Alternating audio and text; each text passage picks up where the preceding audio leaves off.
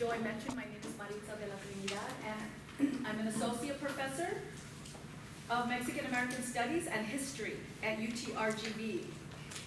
And I'll tell you a little bit about myself. I'm not from the Valley. I'm from Tucson, Arizona. And I've been in the Valley since 2012. So I am from a border town. It's just that the border town is not as close as this one. And I've lived in other border towns. I lived in the San Diego, Tijuana border town. And I lived there for a few years. And so I do consider myself a border person, a border girl, because I've grown up on the border my whole life. My family, my parents, my mother's from Sonora, from Cananea, which is in Sonora, which is the state that's bordering Arizona. And all my family comes from, most of my family on both sides come from Sonora. My dad's father actually migrated from Zacatecas, which is a little bit further in. Zacatecas is a mining town, and his mother and father, my grandfather was an only child, Jesus de la Trinidad, but they migrated to Arizona during the Mexican Revolution.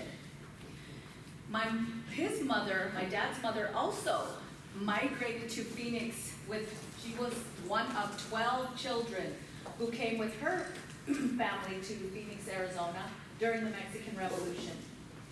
So a lot of us are children of the Revolution.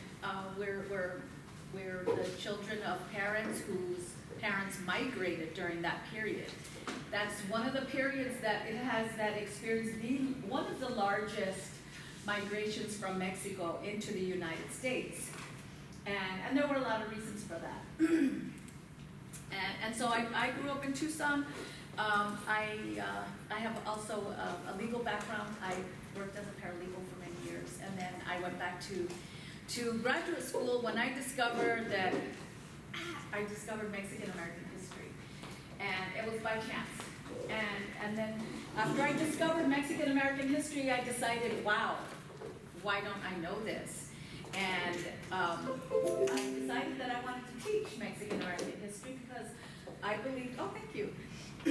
I believed that, I came to believe that we deserve to, number one, we all deserve to know our history. And we also, at the time when I was working in a law firm, in a criminal defense law firm, and I came to believe and see that there was a need, that in the criminal justice system may not have been the best place to help, because a lot of youth were in the criminal justice system, and so for me, education was more important. Not just not just public education, but education about who they were, who they are, and so I shifted and completely changed my career path.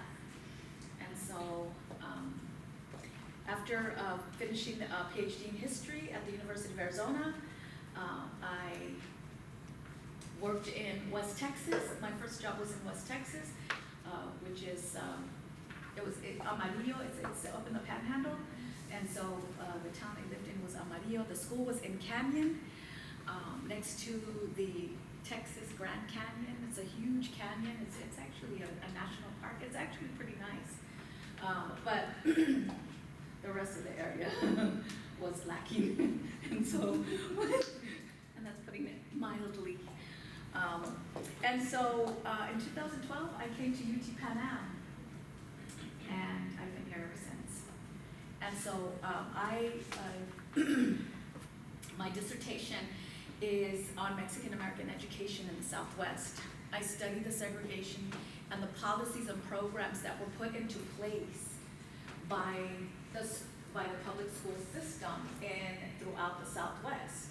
Many of these programs, such as Americanization programs, were common in every single state. California, Nuevo Mexico, Texas, Arizona, and Colorado. That was where the bulk of the Mexican population resided. Still does. About 80% of the Mexican population still lives in the Southwest, while we are spread out, right? The Mexican population is also spread out throughout. You know, the Midwest, Chicago, has the next largest Mexican population in the US, second to Los Angeles. Los Angeles has the second largest Mexican population next to Mexico City. So, yes, you didn't know that? That's, more and more though, however, Texas is increasing in terms of the Mexican population. Currently, California is about 50%. It might be mixed in terms of the ethnic and racial backgrounds in California, but Texas is becoming all 50% Latino, 60% or more of that is Mexican origin. So the Latino population in Texas, while it is huge, it also includes Latinos from other Latin American countries, like Guatemala, Honduras, Colombia, and other places, especially in areas like Houston and Dallas and Fort Worth, the large cities in San Antonio. But statistically, if we look at the US Census data, the US Census, 66% of all Latinos in the United States, which makes probably about 20% of the national population, is Mexican origin, Mexican descent, whether they are Mexican-born immigrants, naturalized citizens, children of immigrants, US-born, Chicanos. Yes. So, so I'd like to get to know you a little bit. If anybody would like to volunteer, but where's your family from, and how much do you know about your own family's background and where they're from, and how do you see yourself? How do you see yourself in the history, not just of the United States, but how do you see yourself in the history of the Southwest? We all have a role in history, and as I studied Mexican American history more and more, I learned, wow, my family actually participated and actually experienced some of these events. For example, the Great Migration between 1900 and 1930. My grandparents came over during the Mexican Revolution. The Mexican Revolution was one of the most violent events in Mexican history.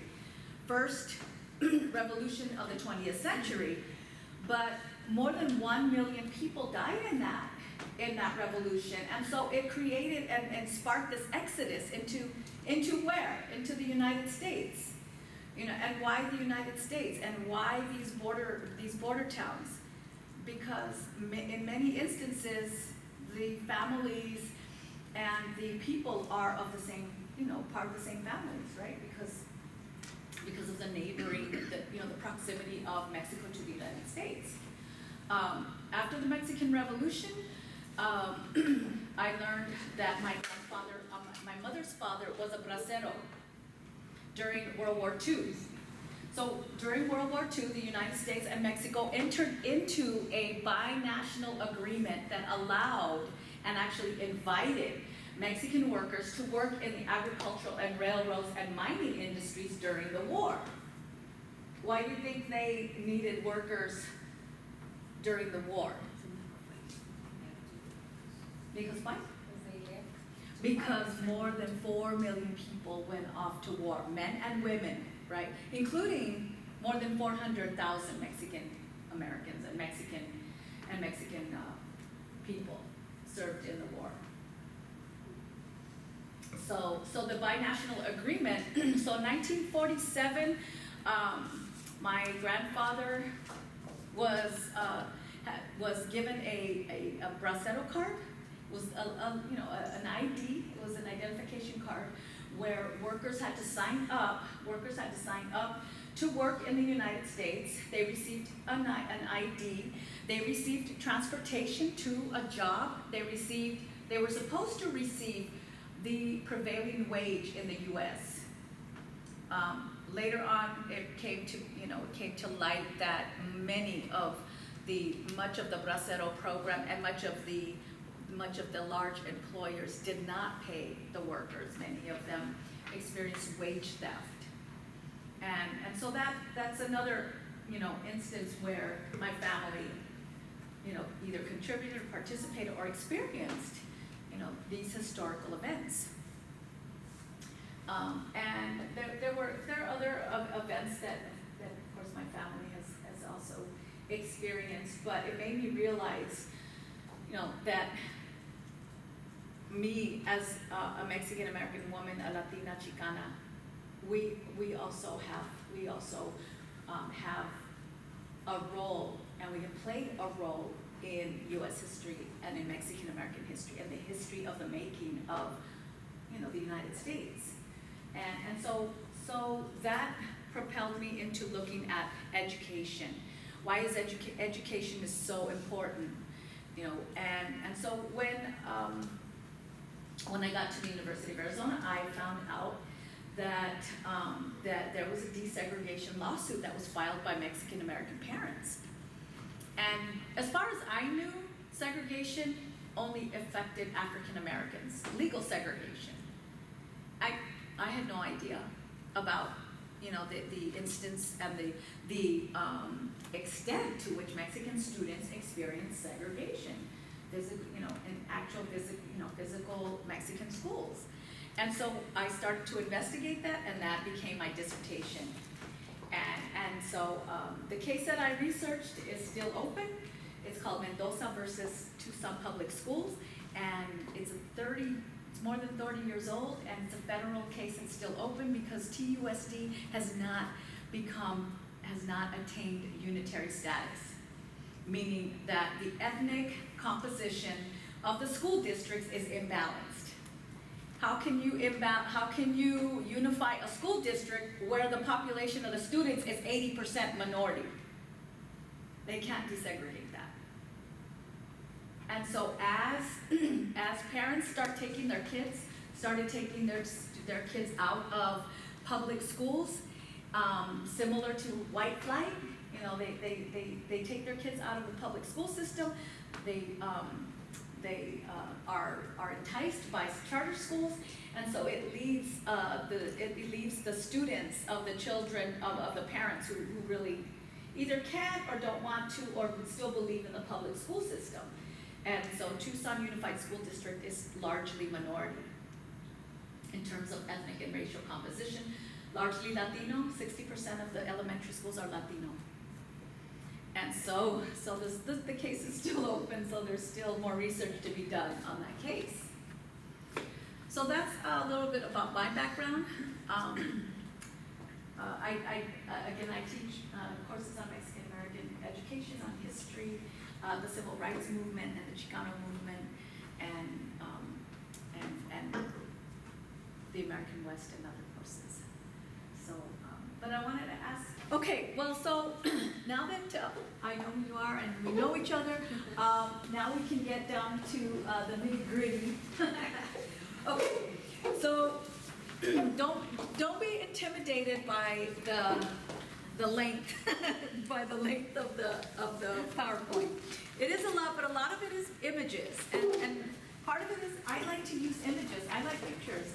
I like maps, and so what I'm going to talk about today is Mexican American civil rights, and there is a lot of debate as to when the civil rights, when the civil rights movement and is the movement and the struggle for civil rights over for Mexican Americans, and even the larger history of civil rights, is it over?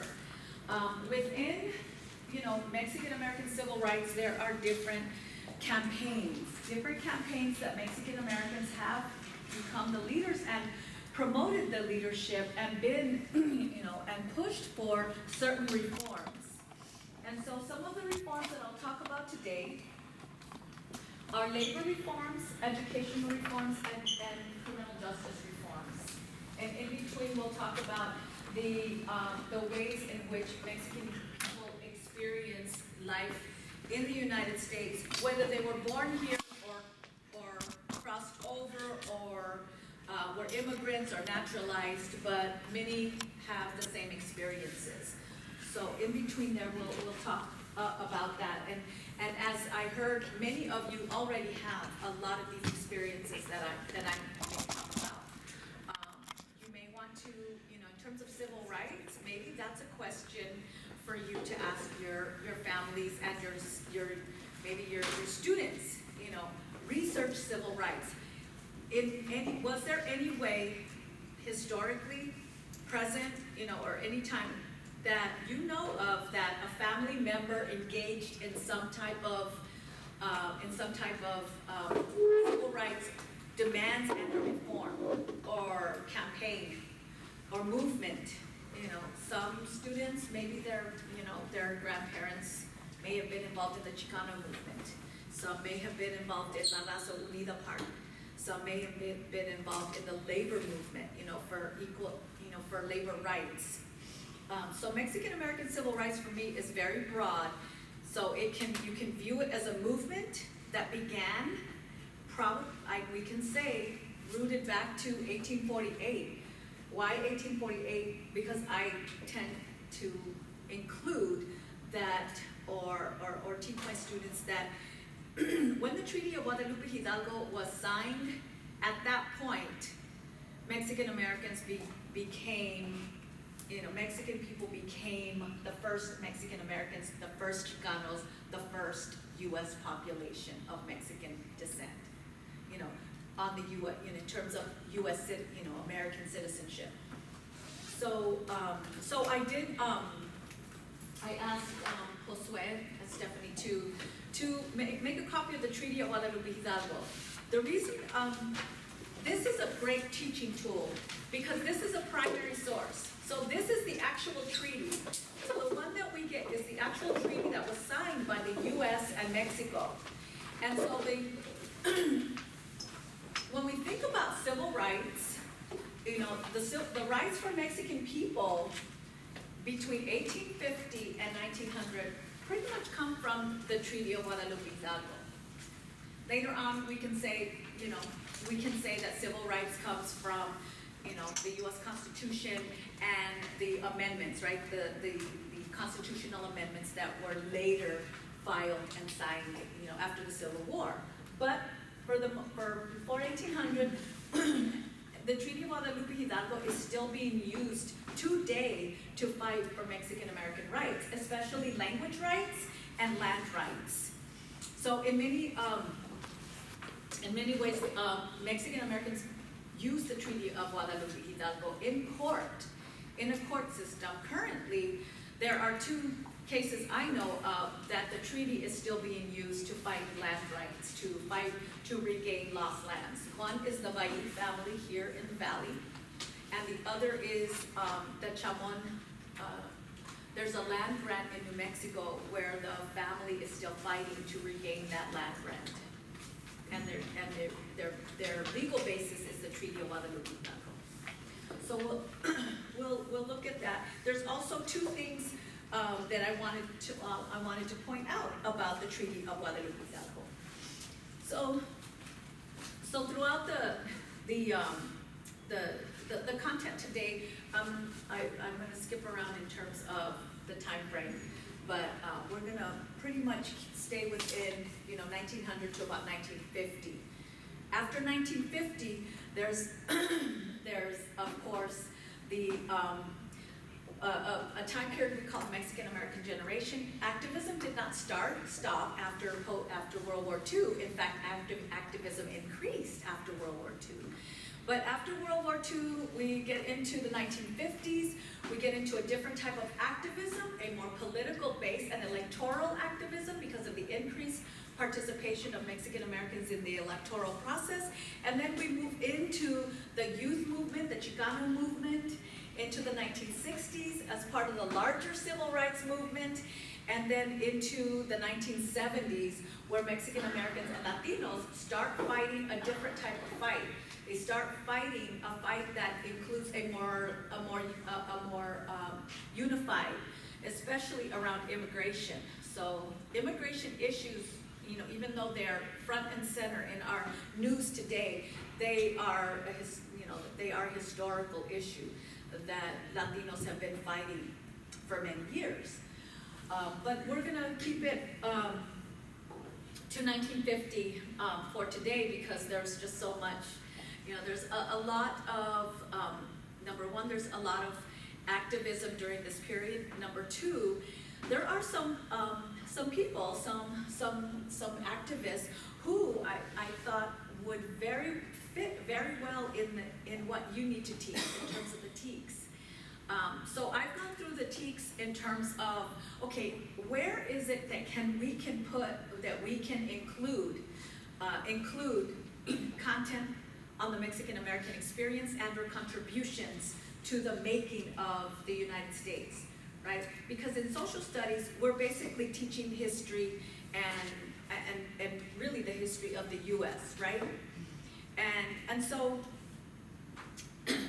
as I've gone through the TEKS, I see many areas where we can very easily integrate some of this content. The social studies TEKS, in terms of the way I've read it, is that there are several facets, there's several aspects that we need to teach, right? There's history, there's government, there's citizenship, culture, economics, and geography. Oh, good, and geography. Those different areas all comprise what we call social studies, right? And so some of it, there's already some content in the TEKS that's very relevant that we can use to teach, ideas of citizenship. So when we think of civil rights, what do we think of? What are civil rights and where do you get them? So really quickly write down, what are civil rights and where do we get them?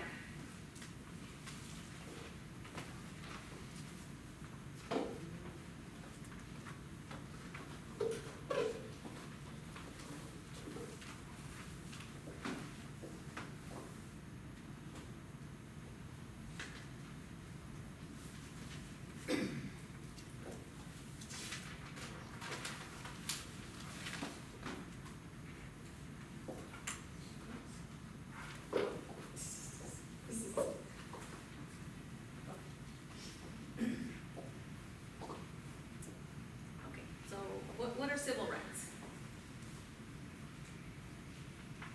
Anybody? Rights given to citizens? Okay, give me an example. Something.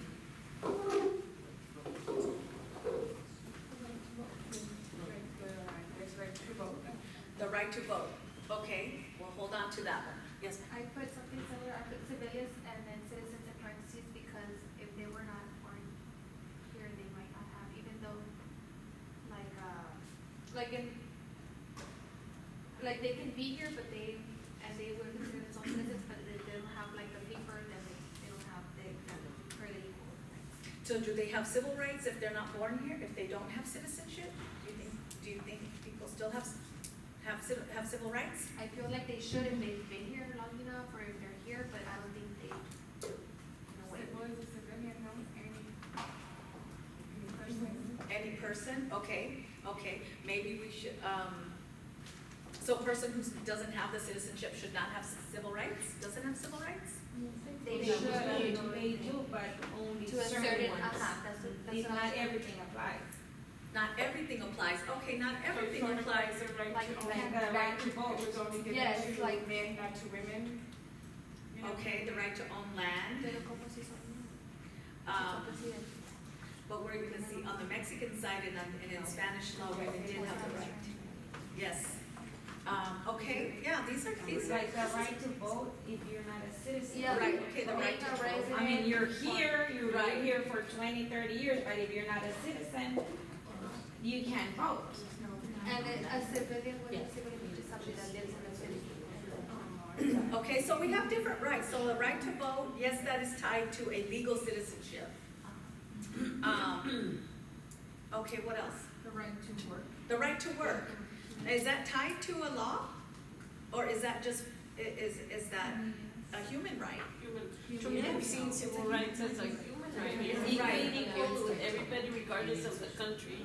Being It's like treated equal and having that freedom to do what you, Okay, I so think, civil, that's what I think. so It civil, should be are civil everywhere. rights human rights? Yes. Human, okay, human rights. So the right to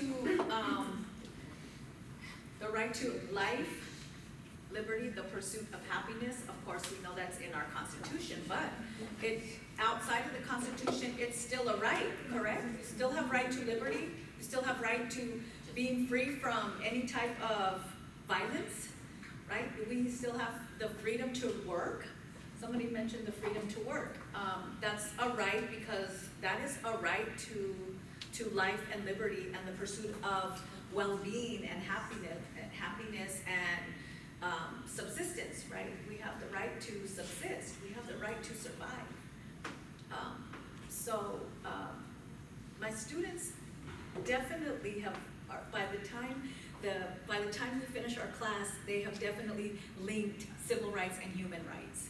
Many of them, go even further, civil rights, our educational rights, civil rights, our immigrants' rights, civil rights, our criminal justice rights, civil rights, and so there's different types of right, you're right, and some of them are attached to this notion that you have to have this piece of paper that says, yes, you are a citizen, but is that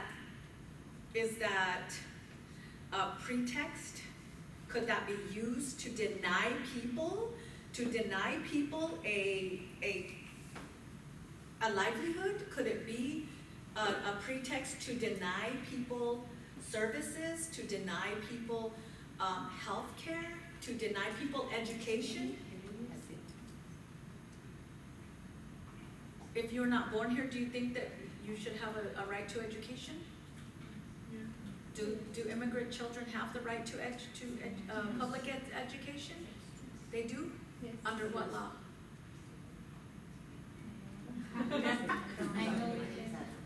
Actually, they do. Under Texas law, they do. Under Flagler versus Doe. A public school cannot deny an immigrant child an education. Yay, Texas.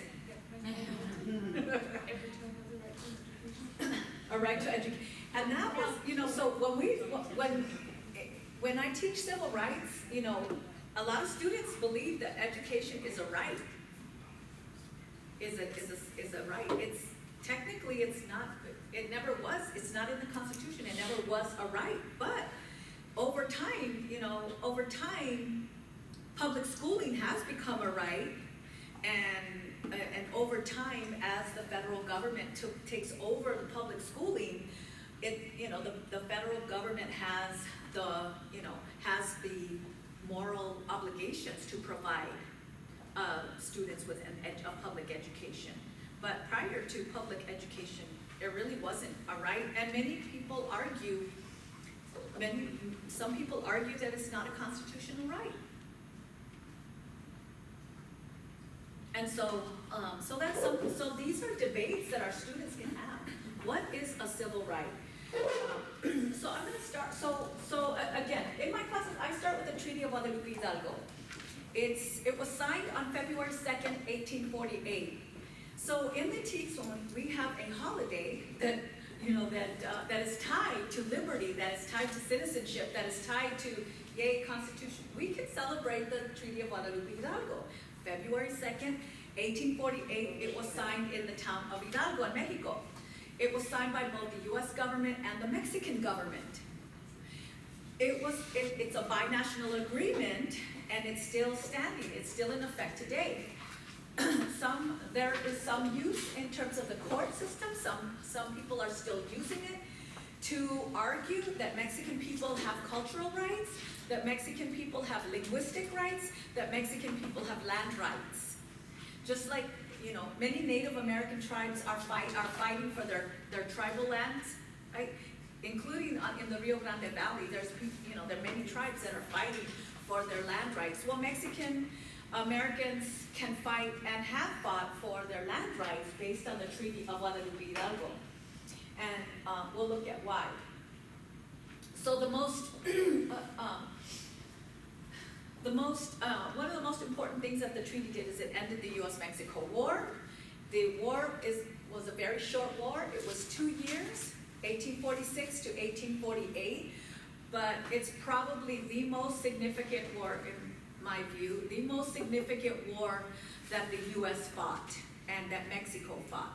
Mexico will say, yes, it is the most important war that it fought because number one, it resulted in the loss of almost half their territory.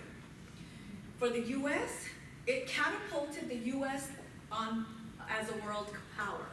You know, the US has, in terms of westward expansion and, you know, expanding the nation, one of the main goals that the US has had is to become a world power. Well, in 1848, after the war, the US, because of the resources and because of what was gained by the US, you know, we are sitting where?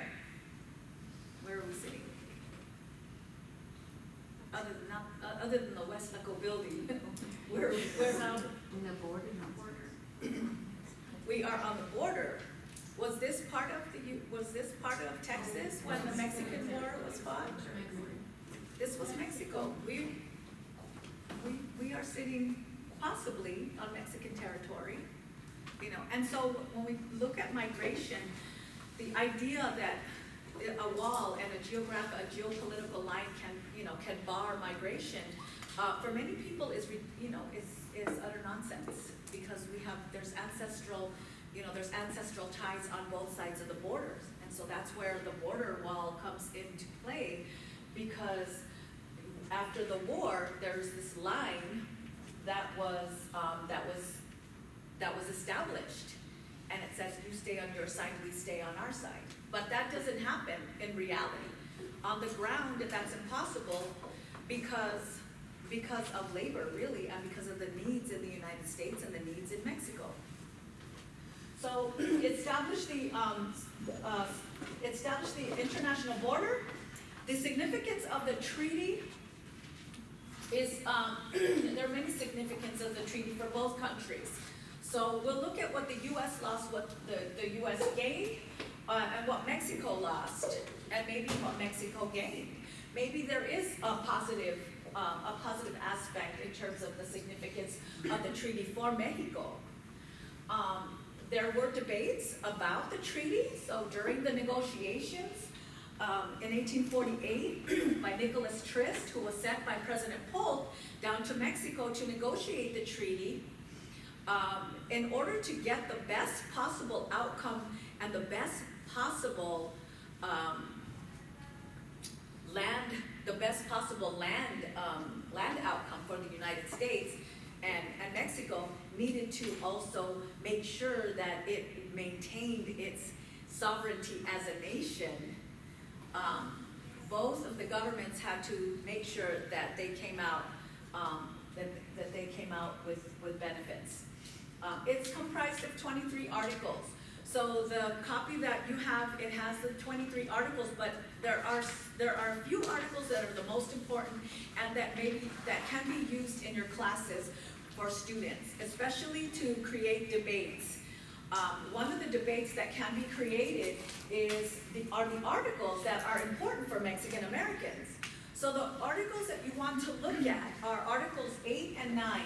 Article 5 is the establishment of the border.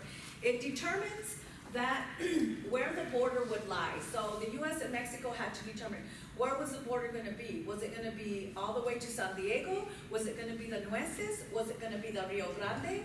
Where was this border going to lie? And so when we see the ultimate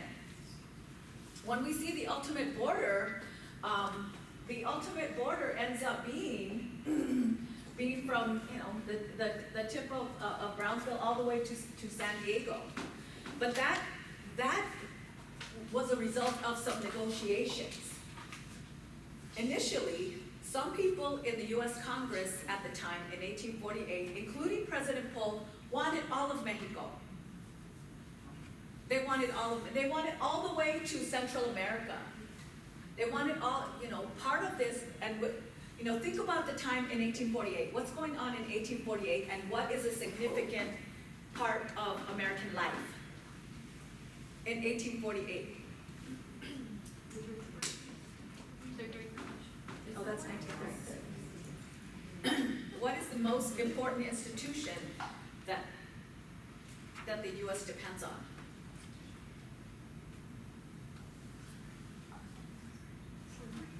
Go ahead. What is it? The Constitution. No one would answer. Don't pick me, don't pick me.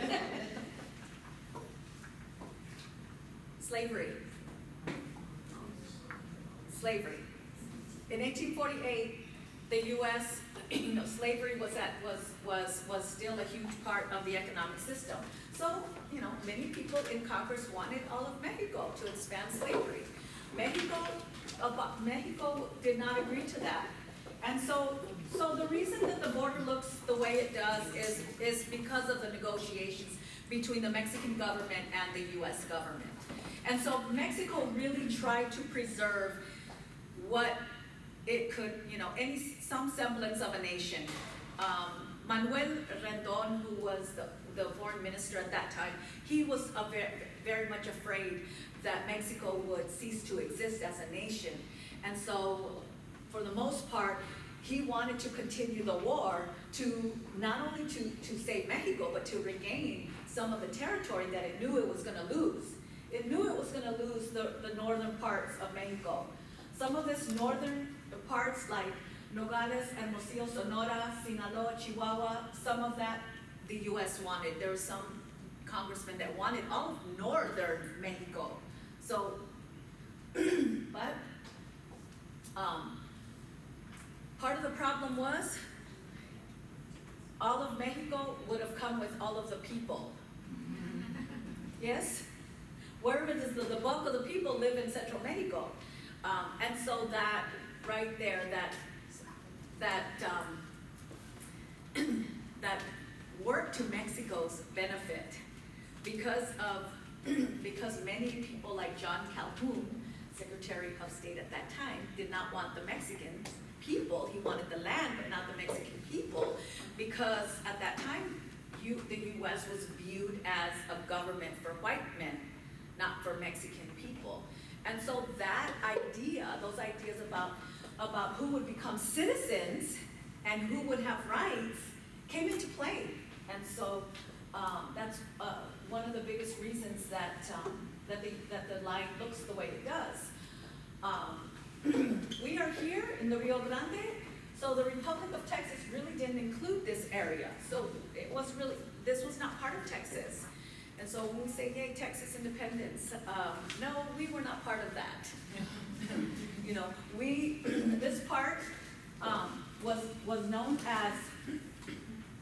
This part was known as Nuevo Santander. Yay. This is where we are, Nuevo Santander. This is Texas. Coahuila, Texas was one area. So part of the issue with Coahuila, Texas is that the government was in Saltillo, and many people in what was considered Texas, felt that there was not enough representation. And so over time we can definitely see that that the boundary lines have changed, and also Mexican territory and what before Mexican territory, what New Spain or what the Spanish government owned. So that the Spanish government, New Spain, existed all the way to the Tierra del Fuego. Just think that New Spain was a world power prior to 1846, prior to 1821. One of the world powers was Spain. And a part of that, and I know you can't see this, but part of the reason was the wealth that came out of out of New Spain. And the wealth that came out of New Spain was mostly silver.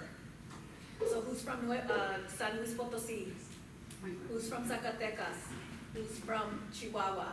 All of these are mining towns. Who's from Guanajuato? Silver. Silver was one of the reasons that Spain became a world power, and so the wealth out of Spain really resided in these mining towns. And so with those mining towns and with the mines also came skills. So keep that in mind.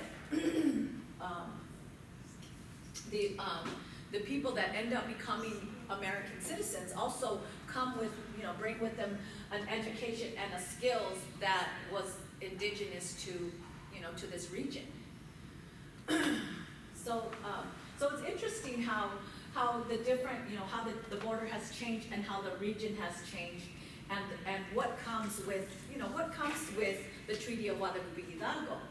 Again, this is a map I love to use because it shows that it shows Coahuila, Texas as one region. And so when students, when students learn, about U.S. American independence in 1776, well, in 1776 we were not even Mexico. We were still Spain. Right? So in 1776, what's going on in the eastern seaboard? Well, what's going on this side of the world, where we live, where our students are come from? Because whether you come from the Mexican side or the U.S. side, this is your history. Because we're not part of the U.S. yet. Are we Americans? Yes. Are these the Americas? Yes. And so, so this is one area where we can integrate. A few other parts of the treaty that are important. The Spanish and Mexican land grants that were awarded during the Spanish government and during the Mexican government. So there were several reasons why the Spanish government provided land grants. The Spanish government prior to 1821 had to provide land grants for the most part to get people to move to this part of the country, to this part of the region. Because for the most part, there wasn't much along, in the northern side. Most of the industrial and the economy centered around central Mexico. So can you imagine Mexico trying to get people to populate this region? One of the ways that it got to populate this region was to issue land grants. And so in much of the Southwest, a lot of the land grants are along bodies of water. So the land grants in Texas, the porciones are along the Rio Grande.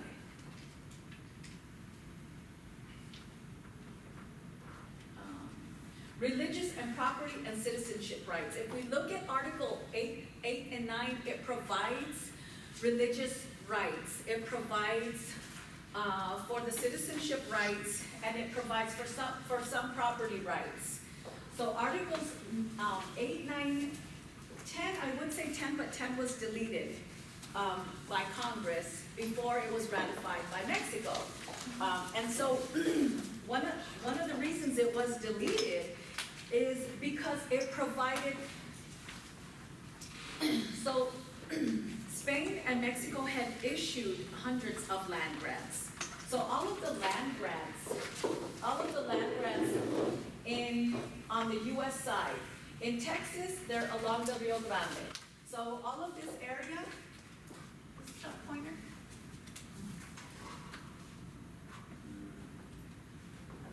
Oops.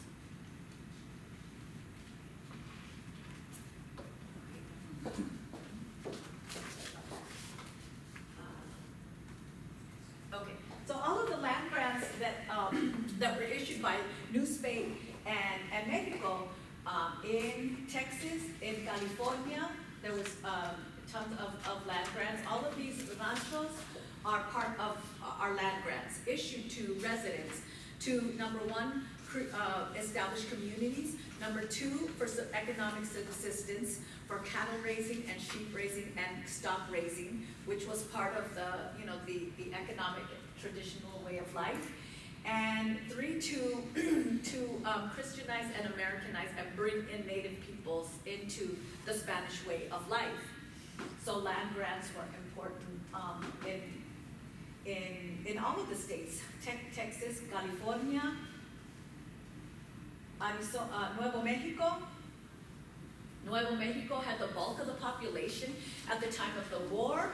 all of the areas, the triangles and the circles represent a land grant. And New Mexico actually had the largest in terms of land-wise, in terms of the acreage, had the largest number of land grants. And then even Native Americans were given land grants. Native peoples were given land grants as part of their citizenship in Mexico, as Mexican citizens. And so New Mexico, all of these are in New Mexico, and New Mexico has one of the largest, tribes of Pueblo Indians that the Spanish brought into the Spanish way of life. But what this chart shows is the importance that Native peoples were given and the value that they were given by the Spanish and the Mexican government in terms of bringing them into the political fold and considering them citizens. And so after the U.S. took over these states, these land grants were called into question, because under U.S. law in 1848, Native peoples were wards of the federal government. They were not individual, they were not considered self-governing citizens. And so a lot of these land grants were called into question, even the Mexican. Arizona had a much smaller number of land grants because the population resided mostly in Tucson. So in 1848, the bulk of the population was in Tucson. There were about 3,000 people. So why is this important? Because land grants was one of the main economic forms of subsistence for the Mexican population after 1848. You mentioned land. Land was only issued to white males, right? So citizenship was tied to land ownership, right? And so in 1848, citizenship is granted to those Mexicans who remained on the U.S. side of the border, right? So if you have land, you are a citizen, right? And so what does that do? What does that do for citizenship? In 1848, if only white males could own, were considered citizens, what does that do? It gives them rights. Yay. Right? It gives them rights. It gives them voting rights. Now under Spanish and Mexican law, women could own land as well. So that gave women rights as well. In 1848, did women have political rights? Did they have voting rights? No, they did not. Did men? Did immigrant men? Did African Americans have rights? No.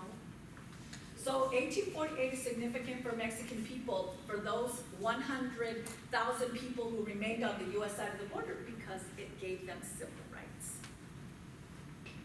Yes. And so those ancestors, if you trace, possibly, and I haven't done it, I haven't traced, well, I have, but I'm probably not a descendant of a person who remained on the U.S. side of the border in 1848. But maybe some people are, and can trace their background back to, those Mexican people who remained on the U.S. side of the border.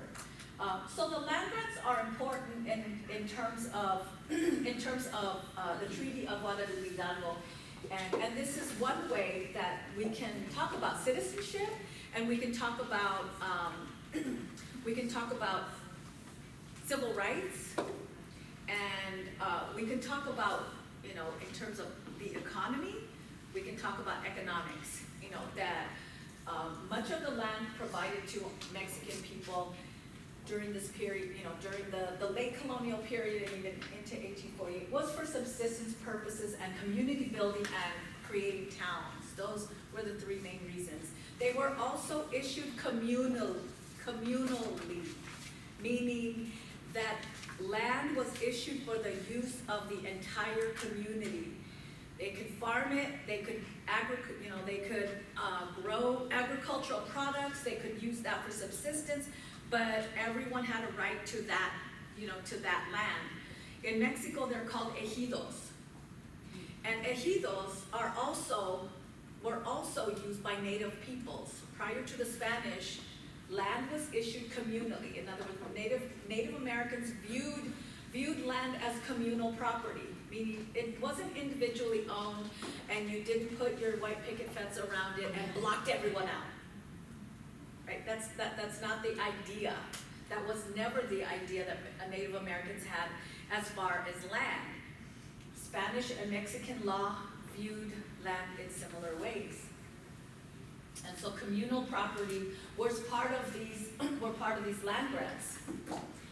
So Article 8 really deals mostly with citizenship and with property. This is just part of the text that's in the actual text. And so when you teach the Treaty of Guadalupe Hidalgo, students can look at these articles 8, 9, and they can also look at what was deleted, Article 10, and what they can do is compare Article 9 and Article 10. So Article 9, if someone wants to read, can you see it? The Mexicans who, Article 9, Yeah.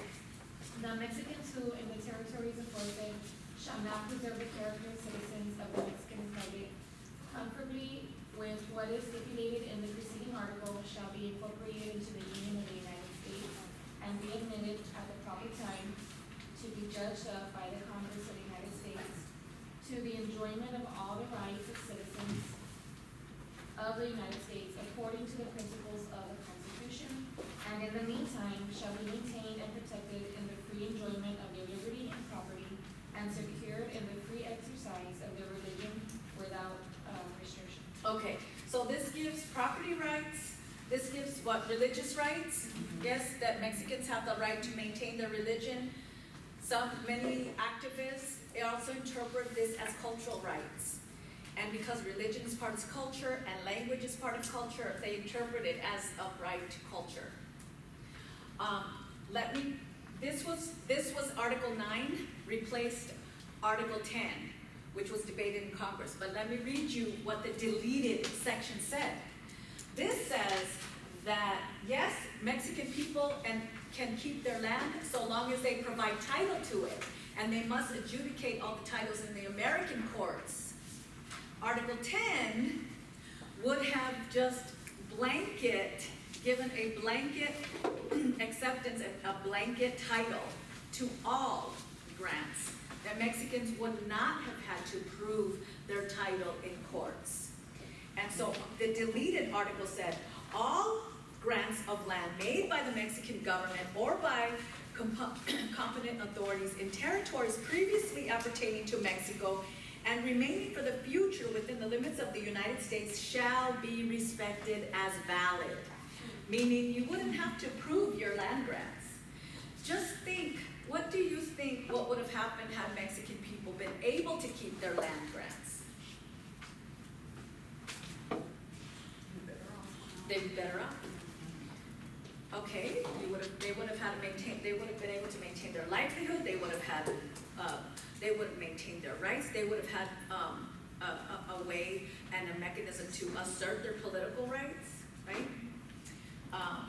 And so Article 10 was stricken by President Polk because he did not want Texas land grants to come into question. Because those that were awarded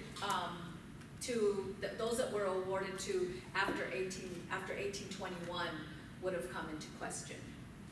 And so since there was land grants in Texas that he believed belonged to the state of Texas, he didn't want them to come into question, so he convinced the congressman to delete Article 10 and then send it to Mexico for ratification.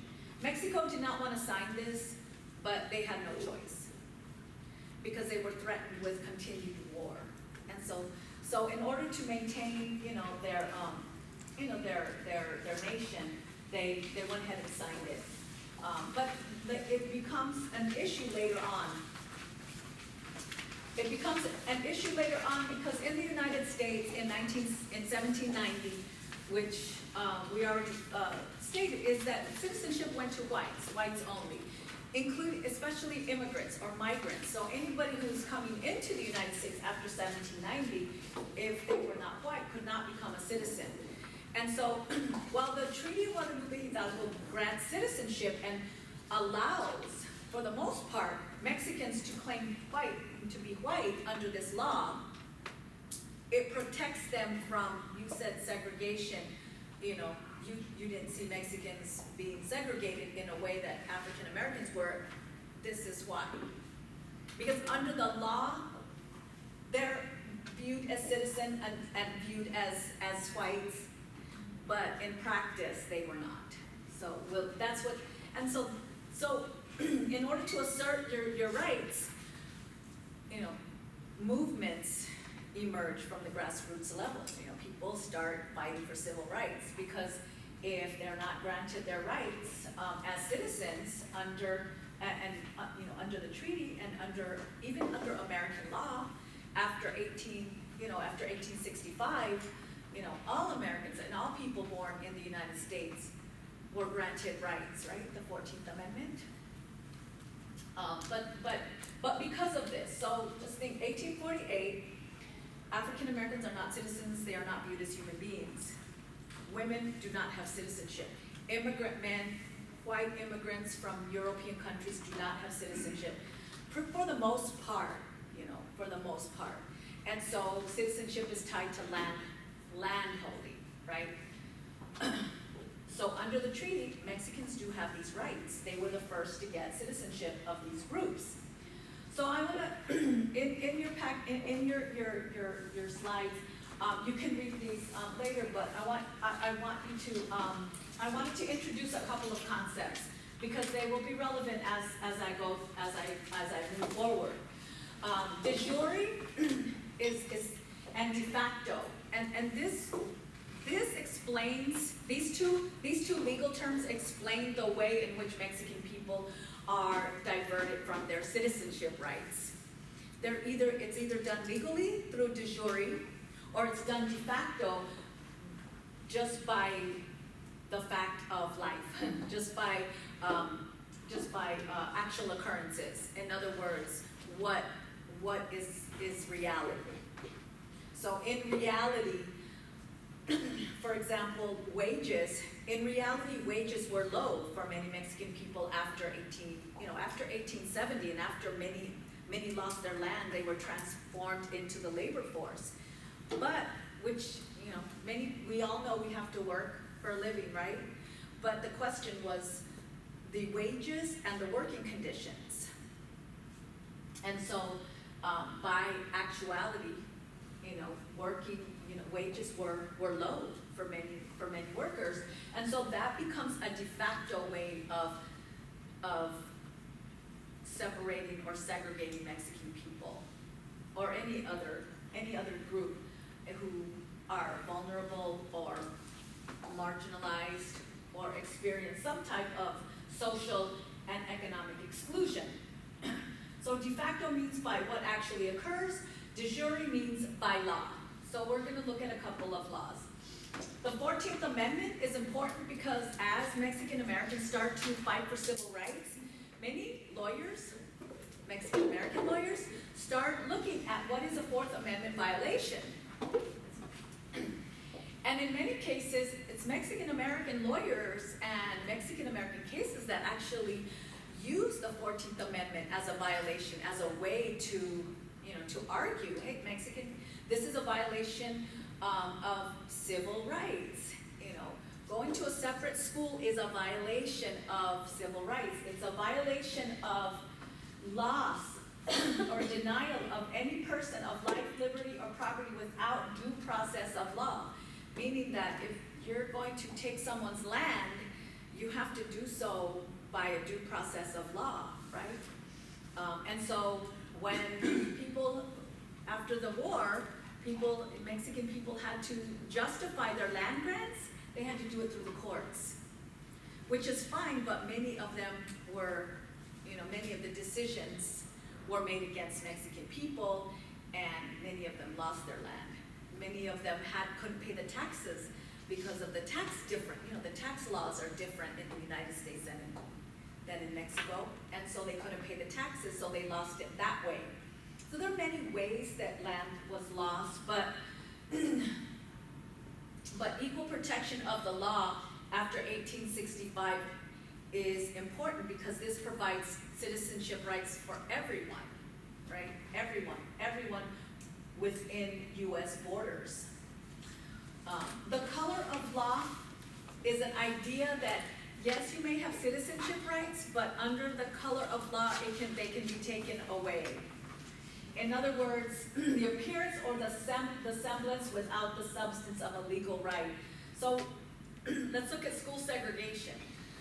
Legally, Mexican students couldn't be segregated under the Plessy versus Ferguson, which establishes legal de jure segregation, right? But under the color of law, under the idea, the notion that Mexican students didn't speak English, didn't understand the Anglo culture, were intellectually inferior, and needed to learn how to be a good American, needed separate facilities. So while it's not legal, under this color of law, they could be segregated. Does that make sense? And so school officials used those reasons. Language, culture.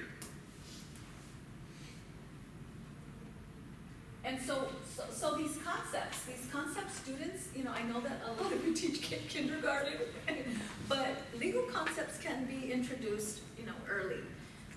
We learn legal concepts as early as kindergarten. We learn, okay, what is a law, right? What is a law? And what happens when you break a law, and can you, how is a law broken? And what can be done after a law is broken, right? And how can you remedy that? So we can learn, students can learn laws or legal concepts very early. The concept of racialization I introduce mainly for just, for your purposes in terms of understanding how Mexican people were legally viewed as citizens, but not practically viewed as citizens. And so the process is called the process by which scholars have studied how Mexican people have lost their rights is that while they may have been viewed as, white citizens, they were not treated as such, and they were not necessarily, they're not necessarily viewed and can be classified as a race, but they can be treated as a separate race. And so that's what the concept of racialization infers. I took this definition from Marta Menchaca, who's an anthropologist at UT Austin. She, in her book, The Black, White, and Native Roots of Mexican People, she talks about how the Treaty of Guadalupe Hidalgo was violated so many times after the war that it did result in Mexican Americans losing various rights and losing their legal right to citizenship. And so she says that the legal system has been used to strip Mexican people of their rights.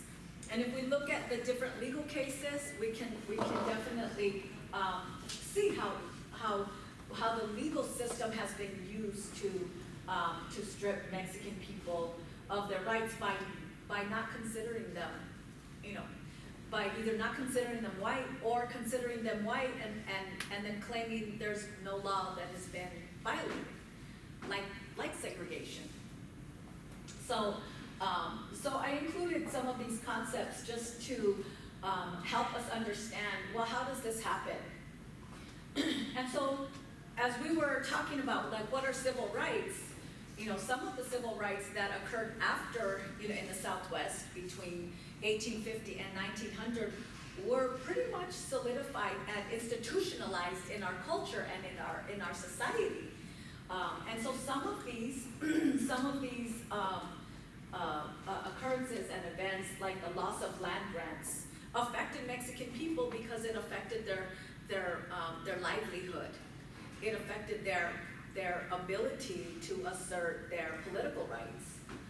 And Mexican people lost their lands in many different ways, many different ways. You might want to find out if, your family was ever, awarded a land grant, either on the Mexican side or the US side, because they were awarded on both sides.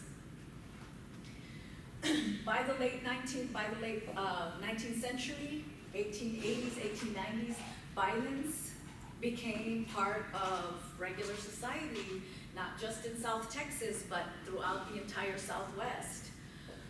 Violence against Mexican people in many ways, in the workplace, in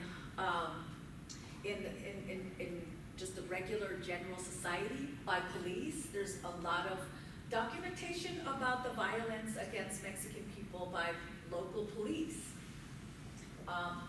Much research is now being revealed about the violence against Mexican people by the Texas Rangers. The early Texas Rangers, the Texas Rangers that were established after in 1836. Of course, they're a different institution supposedly now, but we still view, in terms of Mexican American history, our view of the Texas Rangers is not very positive, right? More and more research is coming about how much, to the extent, how big of a role did the Texas Rangers play in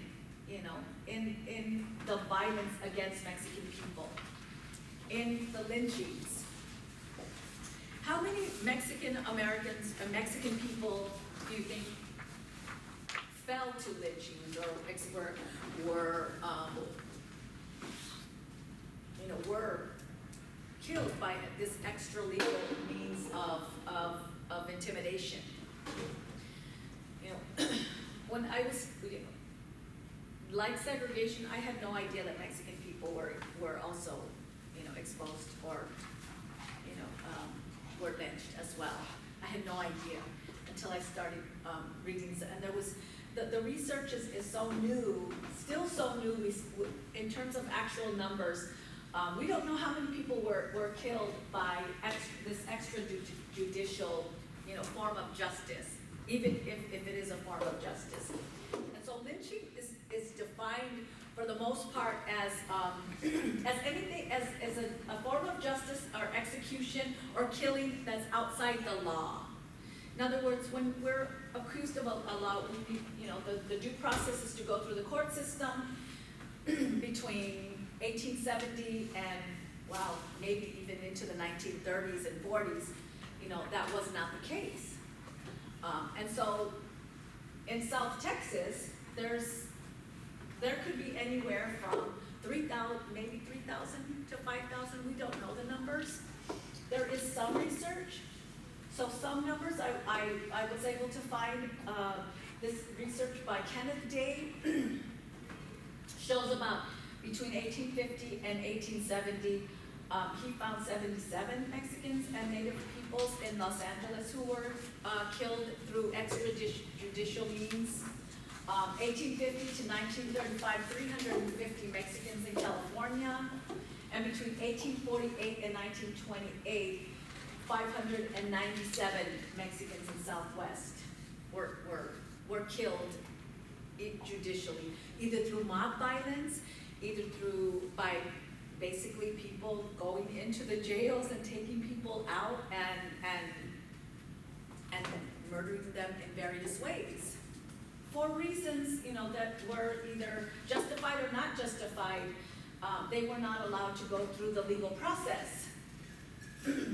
As far as in terms of gender, I only know of 2 cases in which women were lynched. One in California and one in Texas, under the same circumstances. A Mexican, in California, a woman by the name of, I don't remember her last name, Josefina, was killed, an Anglo man, because he was attacking her. He was trying to sexually assault her, and she defended herself, and she killed him. and she, before she went through the judicial process, she was taken out by a mob and taken to a location, and she proudly went to the hanging. You know, she proudly went.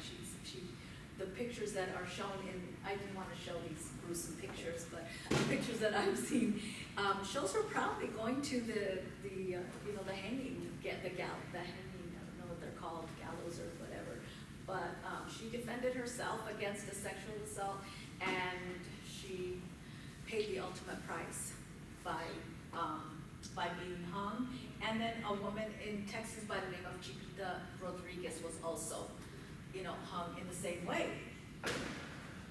So gender didn't necessarily exclude these types of violations of citizenship, but violations of human rights as well, right? In terms of real numbers, we don't know what the real numbers are. This research that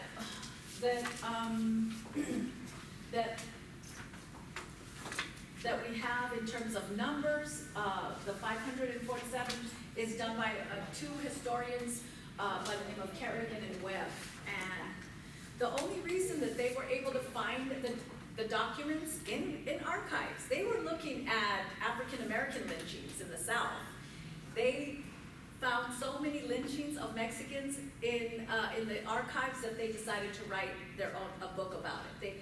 They wrote one book on the lynching culture of Texas, but there were so many cases. But 547 supposedly per other scholars is not close to the numbers. We don't know the numbers, and I really couldn't tell you the numbers.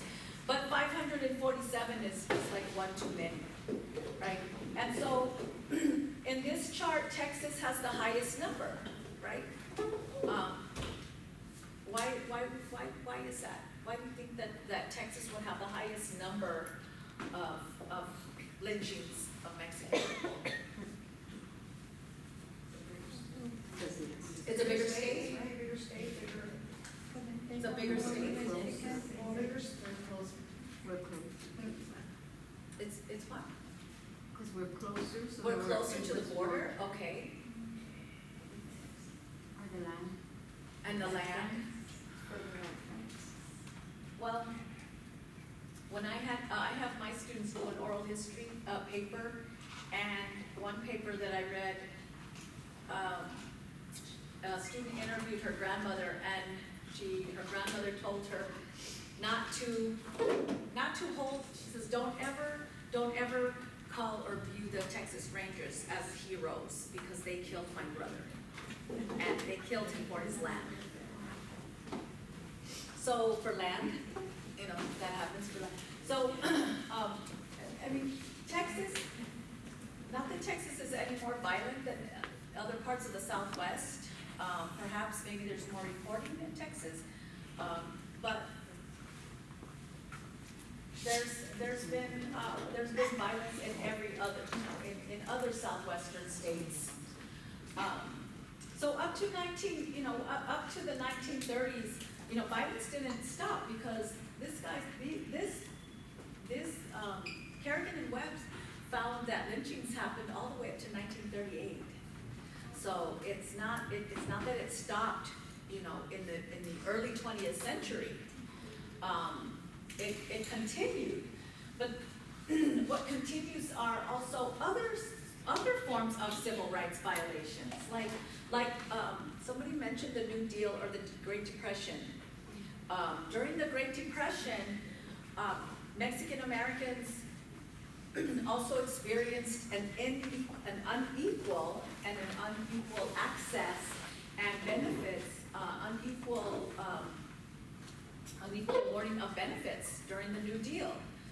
A lot of the New Deal policies were to improve the economic situation during a huge economic situation that declined for most people, right? Not that anyone was, maybe some people were okay during the Great Depression, but many people were, experienced severe economic conditions. And so discrimination in New Deal programs is very rampant. meaning that during the New Deal, many people who were excluded from relief and from forms of relief that the New Deal was supposed to provide were based on occupation. So one of those, two of those occupations, actually, three, agricultural workers and domestic workers were excluded from New Deal relief programs, meaning that in the 1935 Social Security Act, in the 1935 Agricultural Adjustment Act that was supposed to provide relief, agricultural workers and domestic workers were excluded. So what does that mean if Mexican people were a large part of Mexican workers worked in the agricultural fields and were migrant workers? Many of them would be excluded under New Deal programs because of where they worked. Employment discrimination and labor rights during the Great Depression were rampant because people were competing for jobs, even agricultural jobs. And so when, when there's a need to provide real citizens for a job during the Great Depression, pressure on the federal government and pressure on state governments and pressure against officials to relieve American citizens of, the lack of relief and the lack of financial resources was to rid the U.S. of the Mexican population. And so during the Great Depression, the repatriations and deportations became one of the first major civil rights violations of Mexican and Mexican Americans, people born in the United States, deported and repatriated back to Mexico. So somebody mentioned, I was born in Mexico, but I don't know anything about Mexico or my grandfather. They were born there, but raised in the United States. Well, during the Great Depression, many youth who were either born in the U.S. and or brought to the United States as very small children, raised in the United States, were deported back to Mexico, to make room and to save money. It actually cost more to deport Mexicans back to Mexico than it did to pay for all the relief that was needed during this economic downfall. I'd like to show a really short clip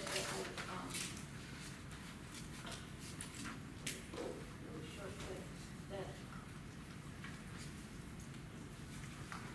Hi, I'm California State Senator Joe Kelly. I showed during. The story you are about to see Just explain concerns a little little bit known about what but very people went tragic through. chapter in American history. It's about a time when our nation illegally expelled over 1 million U.S. citizens for only one reason: they were of Mexican descent. It's now time for our nation to correct this injustice.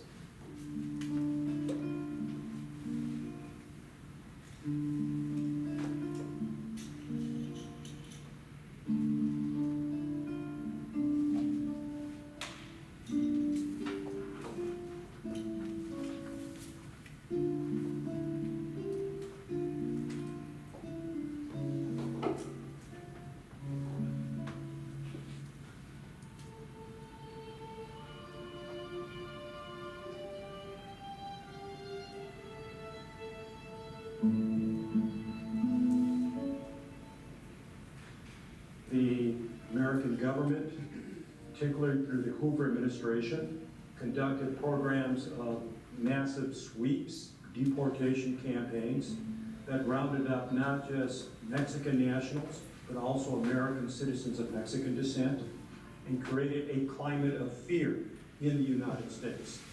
This lost generation of Mexican Americans.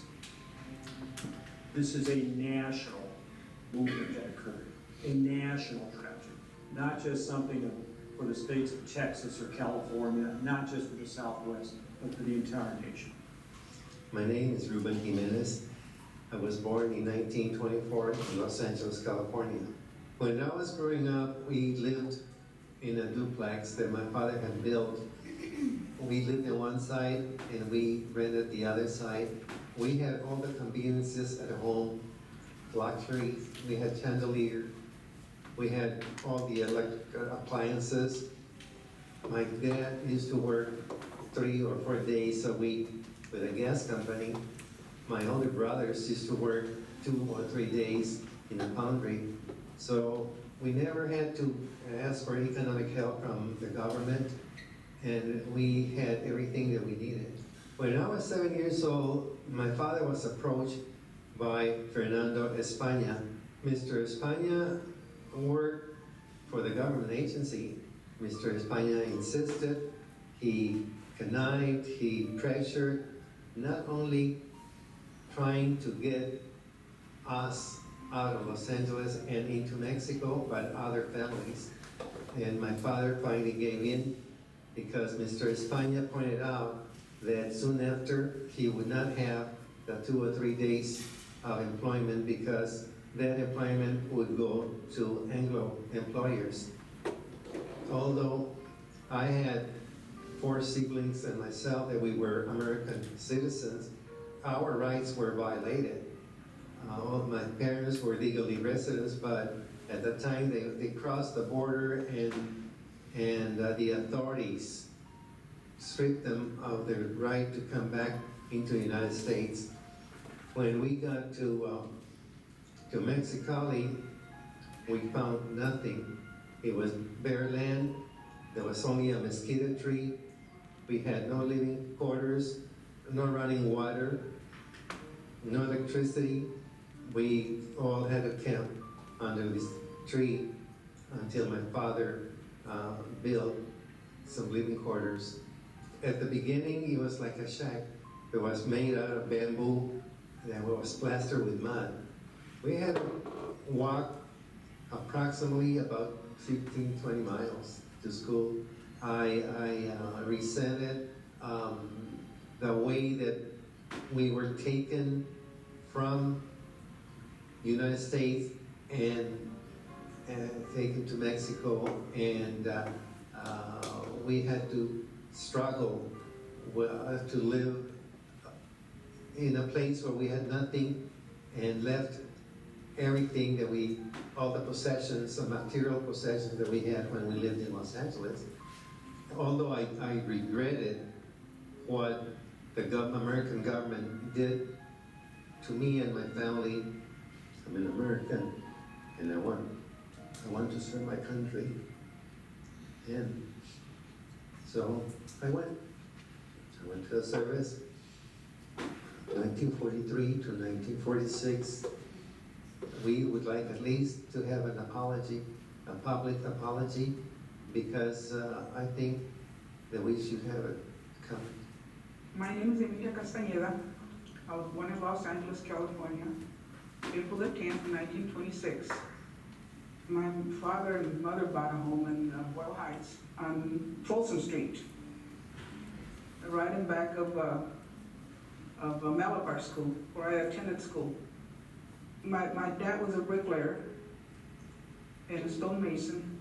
He knew the whole construction work. My mother was a housekeeper for a wealthy family on Adams Street. And one day we came from school and my dad told us that we were leaving for Mexico. We were going to go to Mexico and we didn't know the language because we weren't allowed to speak Spanish in the school or the playground. If we did, we were punished. What little belongings we had, they were left behind. What we got back in a large trunk, that's all we carried, and what we were wearing. The day we left, we went to the station, and it was very dark at the station. And it was, I remember it being, maybe it was dawn. It was dawn because it was awfully dark. There was a lot of people, there was many people, you could hardly walk there at the station. And I remember a lot of people crying, like us children crying, adults were crying. It was strange for me when we arrived in El Paso. We had the officers told us that we had to walk on some trays of disinfectant so we wouldn't contaminate the cattle. When we arrived at the station, we were told that we were going to Mexico. We were forced to go to Mexico. We didn't want to go. We went on this train, but I really don't know if it was, it was very crowded. I don't know, since I was a little girl, if they had locked up the trains or anything like that, which I did hear that they had locked up the trains so we wouldn't be able to get off trains. We arrived in Gomez Palacio Durango, Mexico. There was no running water. We had if we had to use a bathroom, we had to use which was their backyard. And I wasn't used to that, having to squat after having running water and toilets in Los Angeles, in our home. It was terrible for me. The sleeping conditions that were there, it was so rat infested on account of the cotton that I was afraid to sleep at night. I was afraid that the rats were gonna crawl on me and bite me. And my dad strung up wires from the wall so we could hang up our food, what little food we had, so the rats wouldn't get to it and eat it.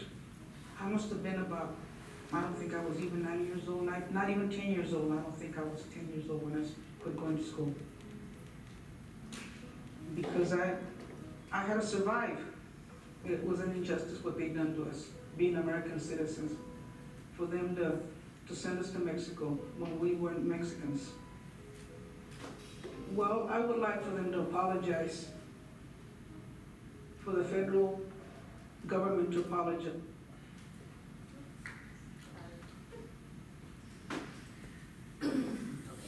You're the guy with the gun, the person who'd do anything to protect the ones you love.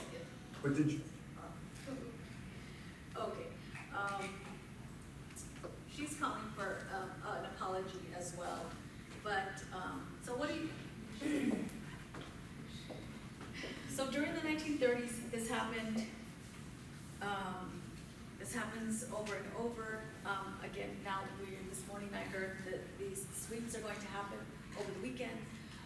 But in terms of civil rights, what is the violation here? That they were citizens. That they were citizens. Maybe like, it's like today, that kids are here, brought here when they're small, and then, of course, they don't have anything to do over there, and then they deport their parents, and they go with them, and they're lost. They don't have an identity because they don't belong to Mexico and they don't belong to the U.S. So, and parents are just looking for the best for their kids. So one of the interviewees said this is an injustice. Was it an injustice? Discrimination. It was discrimination. Unfortunately, we're still seeing peace right now. So, right, it's an injustice. So even if the parents are not citizens and the children are, deporting the parents, is that an injustice? It's affecting the child's life. It's affecting the child's life? The parents are paying taxes here. The parents are paying taxes here, great, good job. Yes, the parents are paying taxes, right. Even if they're not citizens, they pay payroll taxes. And sometimes they work harder than the ones who live here. Right, Because they have no other choice. right, They have to work to buy right. food. 1, 2, 3 jobs, right? The type of job they can get. The type of jobs they can get, right? Right, so they're contributing members to society, they have their children in school, they're contributing members to communities, they build communities, they fight for communities, they promote and demand or ask for services in their communities. For example, drainage and infrastructure, lighting, sidewalks. I mean, there's many communities, there's many people who are citizens, for all intents and purposes, are citizens, right? So, so in terms of civil rights, is this a violation just because they are not, for those who are not citizens? More than 500 500,000 estimated were deported. Half of those were US citizens because half of those were the children of, who were born here. Even if the parents were not born here, it's still an injustice. It's still a civil rights violation. And so because of the deportation, it does impact the way people engage with the political system, right? Now Mexican Americans and Mexican leaders in the community remember, have memories of these deportations, and they become engaged in the civic, in the political system, so that it doesn't happen again, right? And so the deportations serve as a catalyst for civil rights activism for later generations, because many of the children of those who were deported grow up, understanding and knowing the history and knowing the stories of these children. So the deportations are just one of those events that happens during the 1930s. Again, there's raids of neighborhoods and workplaces to rid the U.S. of Mexicans. Many of, that rhetoric is still here, right? This morning, I just heard that the raids will begin next week. And so this rhetoric, this idea that we need to rid the United States of, they're not even referred to as people, they're called illegals. We need to rid. Why do we need to rid? Why do we need to rid the United States of people who cross over, cross the border? The misconception that the type of people that might be coming, because it is a misconception. Yes, not everybody is bad, but it's a misconception. There's overpopulation and violence. I think a lot of times they think they need to send them back, they come and I don't know, that. Overpopulation? Is the United States overpopulated? It costs money. It has money. The United States has They money. cost. Oh, they cost money. Oh, okay, in what way? Well, Because a lot of people think they're going to apply or look for assistance, and the assistance comes from the government depends on the taxes for people that. but there's a lot of misconceptions. So that's, I think, the idea. A lot of misconception. A lot of people, they're not U.S. citizens, they can apply for all those, Right. all the system, like all those, help. Right. They want, cannot apply. they can apply, so they have to work, to pay the rent, to pay the bills, Right. and they're the people who actually do the work, and they work hard, Okay. and then we don't appreciate that. So, they have this constitution, when it comes, and you want to help, they cannot apply. So, okay, is it justified in terms of a solution? I mean, is this a good solution? To deport them. Yes. Okay. Well, even now. I think it has to do a lot with the president. I think his beliefs. That's my own opinion. I have office and border patrol, and one of their main, whenever we start the conversation, that now they have the catch and release program, and that most of them don't go to court. They just stay, they don't go through through the process, so that they're like, in their defense, or we bring them, whatever, and we tell them show up to court so we can get everything settled, and most of them don't come, they just don't hear me, they have that. That's their. Just advance society They here. like- I have my name on border patrol, and I have one specific, he says, it's ridiculous, it's under the border, sandwiches, and like, here you go, here you go, here you go, here you go. So, and then I have my other one who works in the, like those, camp, I guess, where she has to take care of the children, and she said, in her area, she's like, they give them everything, very nice facilities, very nice, from where she's at, she's from her standpoint, to his standpoint, and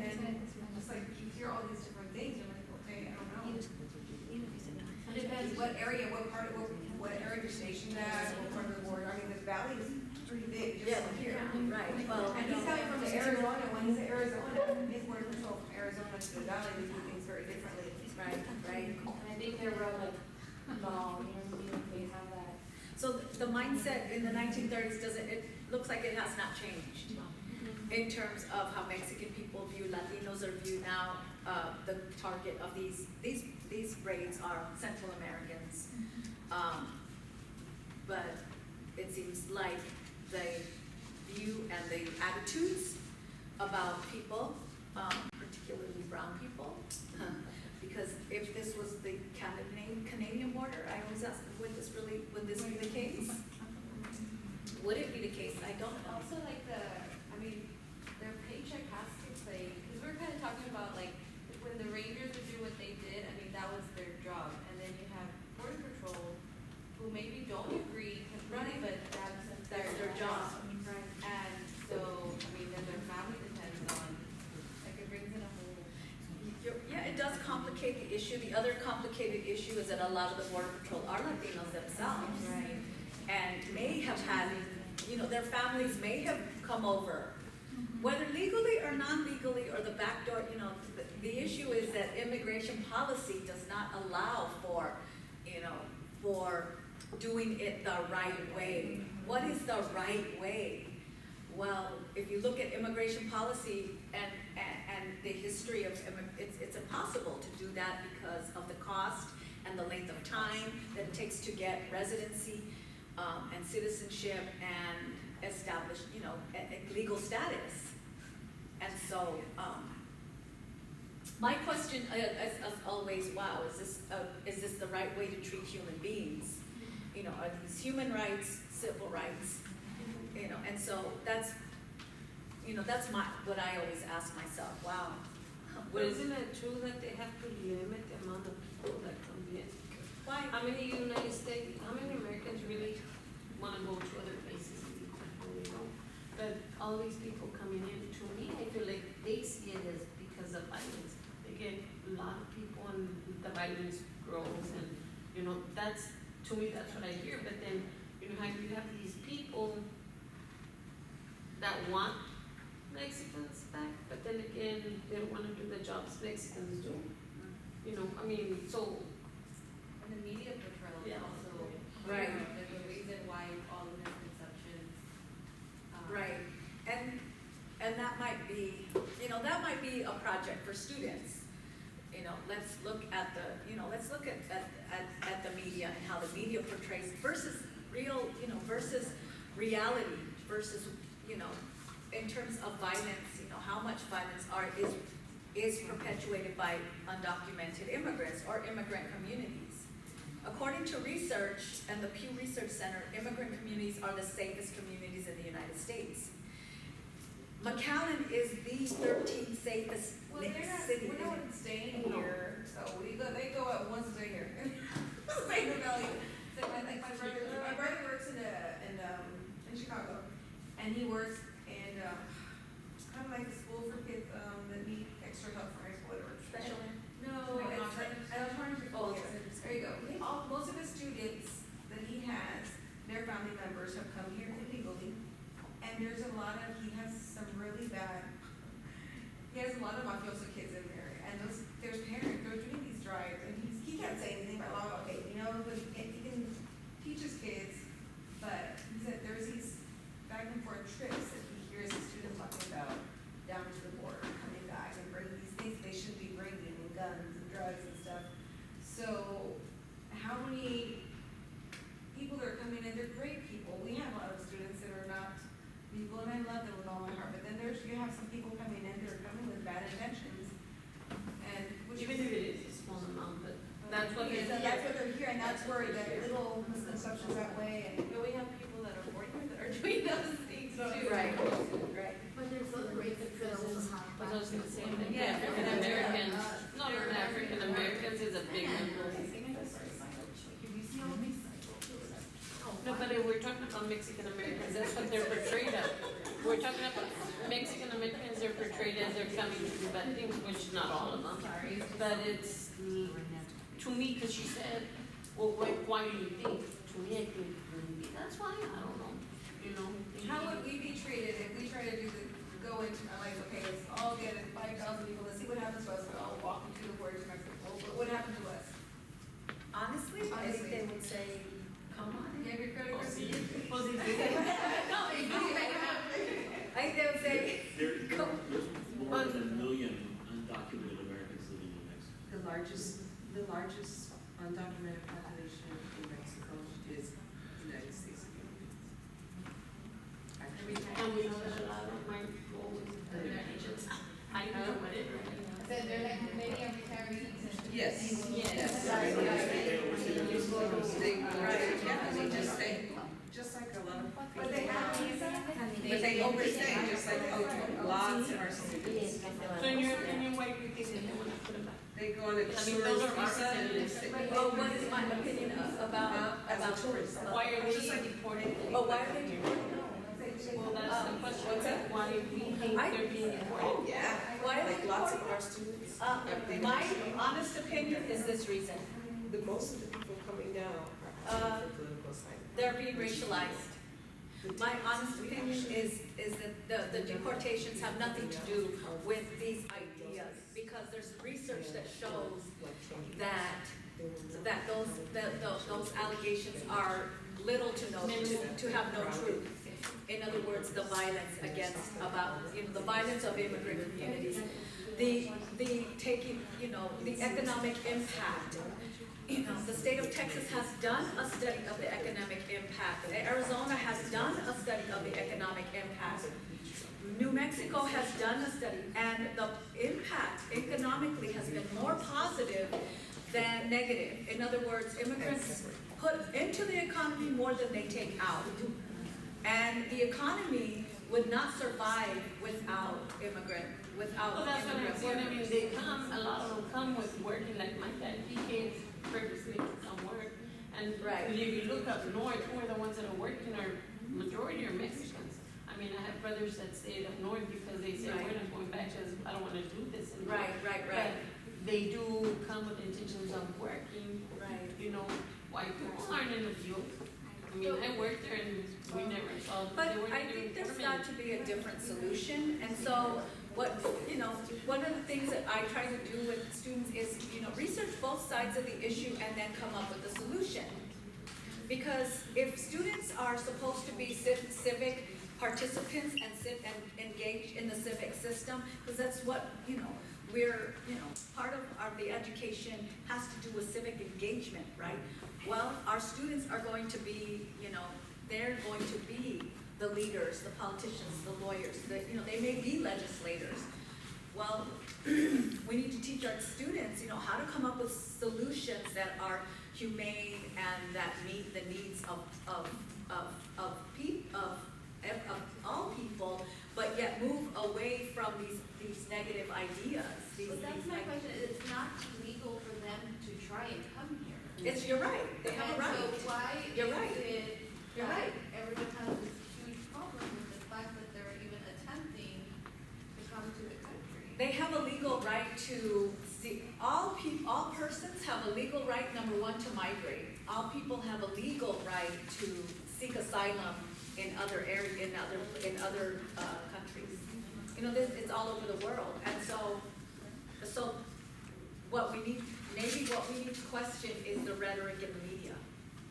Maybe we need to question that. And I think I'd say we in general, because I don't agree with how things are right now. Right. But, people make these assumptions and guesses from their nicely air-conditioned home, where people Right. are not rating them, and That's the true. violence in that. And, because my best friend and I have this argument back and forth, because we see opposite sides, and it's like, you're judging from your nice air-conditioned brick home where nobody messes with your daughters.